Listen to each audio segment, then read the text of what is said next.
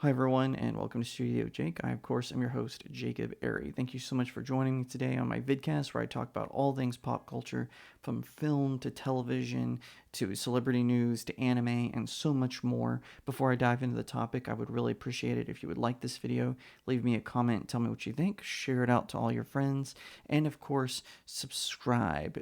Be sure to do that because I am well over 800 subs, but that's just shy of my goal of 1,000. So if you would gently tap or smash that button, whatever you would prefer, I would really appreciate it.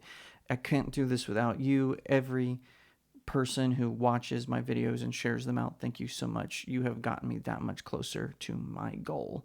All right, so I am here to announce that something probably most of you, especially if you're an anime fan, already knew is that I am a huge Spy X Family fan. So, by the way, that's not the announcement. I'm sorry, I kind of jumbled my words. I've only had one cup of coffee this morning. Anyway, Spy X Family, the first season was hilarious. It was a fantastic show for those of you unfamiliar. It follows a secret agent named Lloyd Forager who is sent behind enemy lines to get close to this enemy general. And to do this, he disguises himself as a clinical psychiatrist. He adopts a daughter who, unbeknownst to him, she can read mind. This is Anya, and she becomes Anya Forger. And rounding out is he realizes that he needs a wife to make this family seem more realistic. So he marries who he thinks is just a mousy clerk named Yor. Turns out she's actually an assassin in disguise known as the Thorn Princess. And the three of them kind of make up this fake family. Now, Anya knows it's a fake family because she can read minds. Yor knows it's a fake family just to get her brother off her back. He's very nosy and everything, and he doesn't like Lloyd, which makes for a lot of the comedy. And he's also works for the secret police of his government. It's very funny. It's hilarious. I enjoy it across the board, and it's very visually appealing. The artwork is amazing. They renewed it for a second season, which is due out, I think, in the fall. And they are also premiering a movie called Code White. And this is the big news: is they released a new teaser promo, sort of a movie poster, which I will put up on the screen. And it just looks very stunning. So you've got your kind of in the background with a spatula. This is kind of a running gag in the show that she's a terrible cook. You've got Lloyd with his jacket and gloves, and he's got a guidebook. You've got the dog Bond, who, by the way, can see into the future. He's jumping out, and then you've got Anya kind of reaching for this box, and with her iconic red hat and her pink hair and all that.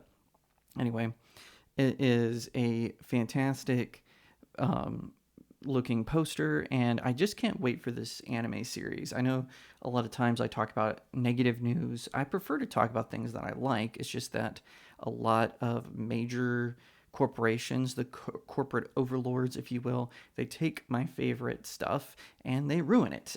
And so I talk about that a lot. I make no apologies for it. It's just the way it is. But anime so far has not let me down. I've not seen an anime adaptation that I haven't enjoyed. Now, in regards to Spy X Family, I've not read the manga, so I don't know comparatively how good it is. Fans of the manga seem to enjoy it. An anime I really enjoyed, My Isuka Life. A lot of fans of the manga didn't like it because I guess it started in the middle of the manga as opposed to in the previous ones. So like I said, I didn't read the manga, so I thought the anime was quite good. But you know how it is. You can find my reviews for Spy X Family Season 1 and My Isuka Life. By the way, you can find it on my website, StudioJakeMedia.com. Just search in the search bar for either of those titles. So, back to Spy X Family Code White. I'm excited for this film. CloverWorks and Wit Studios are returning to do the production together. Both of them both of them are fantastic studios. They do amazing artwork. They've done amazing with their adaptations. So it is really cool to see them work together for Spy X Family or Spy Family. I don't know which it is. I just say Spy X Family because it's fun. But I enjoy like I said, I enjoyed their production of season 1. I can't wait for the film. I can't wait for season 2. I think it's going to be a blast. And it's really good because it has that cross genre appeal of being a spy series, but then also kind of a family sitcom where each of the family members has something to hide. And it's even the dog. The dog can tell the future, but he doesn't necessarily want the humans to know about it. Only Anya knows because she can read minds, including the minds of animals. So it's very interesting show. It's very fun. I think anyone can enjoy it. It's on Crunchyroll right now. So if you want to catch up on season 1 before the film in season 2, I highly recommend you do that because I do think that, like I said, it has cross appeal. Anime is very misunderstood. There's a lot of pushback against it, especially in the West, because a lot of times parents just see cartoon and they think, oh, this is going to be TVG, TVPG at the most. No, a lot of anime are made for adult audiences, like there are here in the States, like Adult Swim. And so you have to be mindful of the rating of both the anime and the manga it's based on. For instance, I'm a big fan of Kaiju number 8. I just finished volume 1. There'll be a review up soon. It is definitely PG-13. It's not for little kids. It is for teenagers. I could honestly say I think teenagers would enjoy it, but keep that in mind. Don't buy it for your little kid, just keep that in mind. Oh, by the way, there's an anime adaptation of Kaiju number 8 coming out, which I'm very excited for. But anyway, are you excited for Code White? Are you a Spy X Family fan? Do you like it? Do you dislike it? I'd love to hear from you in the comments below. Tell me what you think about it.